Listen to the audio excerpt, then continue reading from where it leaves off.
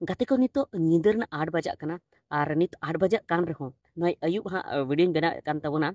चेदा चेदा से इन हा वीडियो बन बनाव का तबना मिटन काटा वीडियो बन बनाव का तबना जहां दो दुर्गा पूजा बाबते तो दुर्गा पूजा बाबते इन सनाम बचर वीडियो हेजु कान थान गया मेनखान नेस दो बन बनाव दाड़े दा ओना ओजे नवा कना जे नितो हा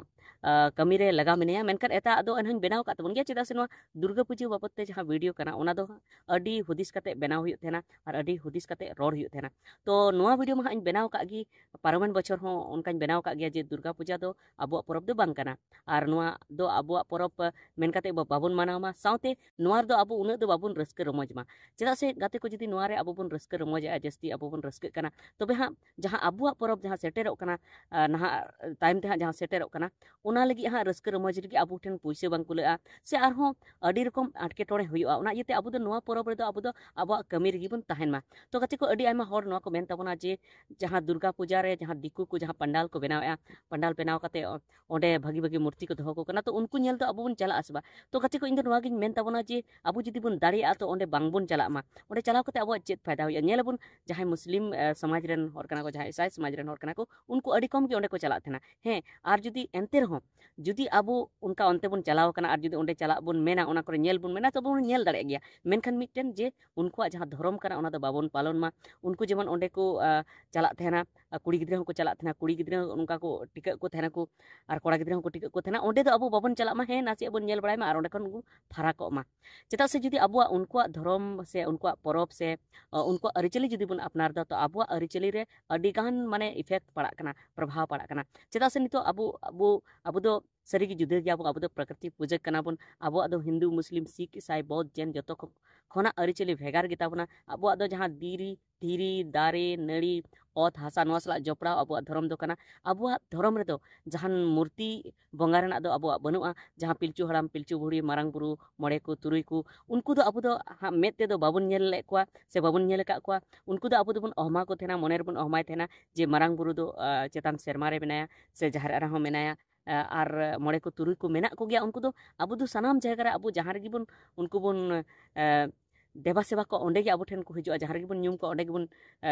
हिजुग ताबन थाना को मेनखान अबो मी बार नीट जायगा मेना ताबना जाहिर थान दो जाहिर रा बन बंगाय थाना मारांग बुरु ओंडे हबन बंगाय थाना गोसाय रा बन बंगाय थाना ओना साथे अबो मजी थान मेना ओंडे दो पिलचू हड़ाम पिलचू बुढ़ी मजी हड़ाम मजी बुढ़ी रूप ते ओंडे बन बंगाव केन थाना तो ओने उनका अबो नीट जायगा हो मेना ओना साथे अबो दो नोंका हो जे अबो जहां भांडान भोज करे जहां अबो दाग घाट रे जुदी ओंडे अबो खोंड बनाव कते ओंडे बन अबो बन बंगाव को थेना तो ओंडे हा अबो रेन बंगा बुरु अबो कथा को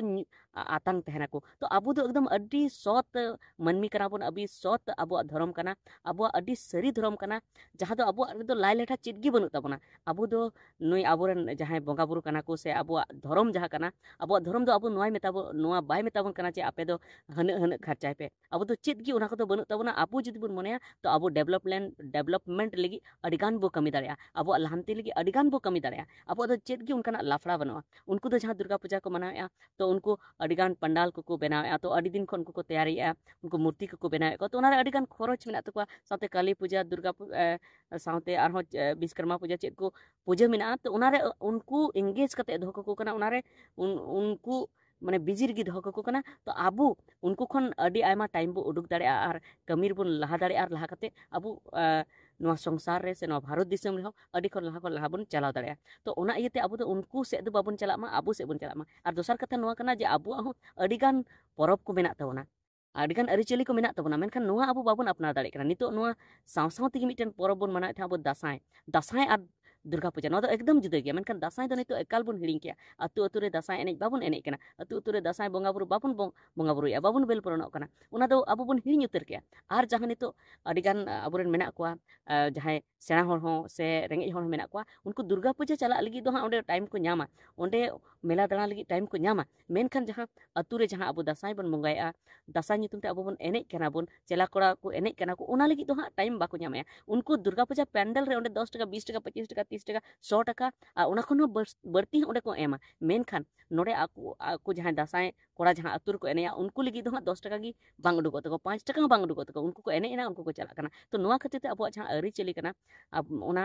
कम इदी कना और आबुरेन जहाँ जुवन कोड़ा कना को जुवन कुड़ी गिद्रे कना को उनको हो नोआ खन इंटरेस्ट चाबा इदी कान तको तो ओना इयते इन दो नोआ किन मेन तबना जे उनको से दो मने तो बाबुन गड़ियामा आबो आरगे मने बन गड़ियामा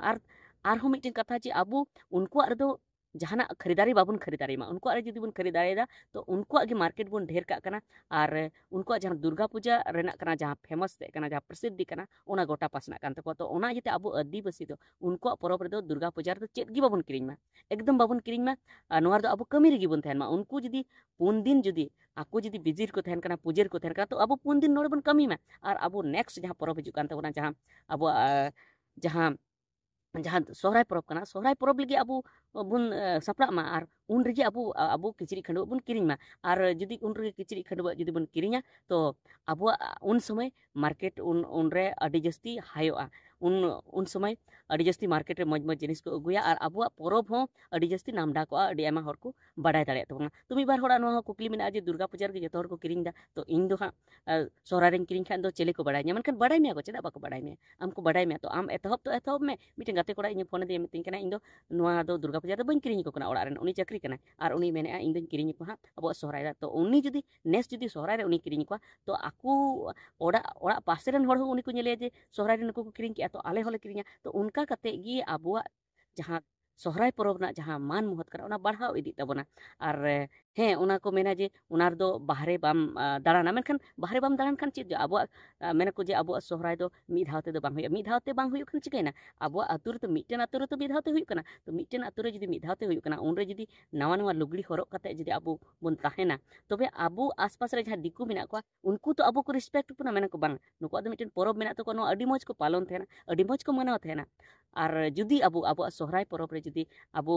बाबुन पालना बाबुन मनावा नवा लुगड़ी बाबुन हरोगा तो अबु सोहराय परब ना भेलू कम इदिया उनको हाँ अबु भेलू बाको माव ताबना उनको दिकु को तो नोंका कते अबु जहाँ अरिचली कना जहाँ धर्म कना जहाँ परब कना उना को आरगी चाबा इदिया बै बैते और अबुरन गिद्रे को नोरे इंटरेस्ट बाको हातावा तो ठीक है निये की मेर ना तहे कना जे दुर्गा पूजा कना उनार दो जहाँ को लुगड़ी पे किरिंग के तबन नेस पे किरिंग के तबना और जुदी मेला को पे चलावन के चलावेन तबना पे मेनखान नेक्स्ट बचर को हिजु कान बचर को दुर्गा पूजा तो चिट गी इंटरेस्ट आल पे हताव तबना उना बाबत ते दो बहुत आल पे बड़ी तबना कमी रे तहन तबन पे और नुआ रे दो अबु आपे मने आलो पे लगाव तबना अबुआ जहाँ उना साथे जुदी दासाय जुदी पे दाड़े आखा दासाय एने सिरिंग तो उना दासाय एने सिरिंग तबन पे आर बांखान दो जहाँ हिजु तबना परब उना तायम जहाँ सोहराय परब उना लगी ते सापड़ा तबन पे और उना रे किचरी खंडवा को किरिंग तबन पे उना रे रस्कई तबन पे उना रेना जतो कमी होरा रे सेलेदो तबन पे और उना अबुआ एने सिरिंग कते रस्कई तबन पे और उना साथे अबुआ धर्म अरिचली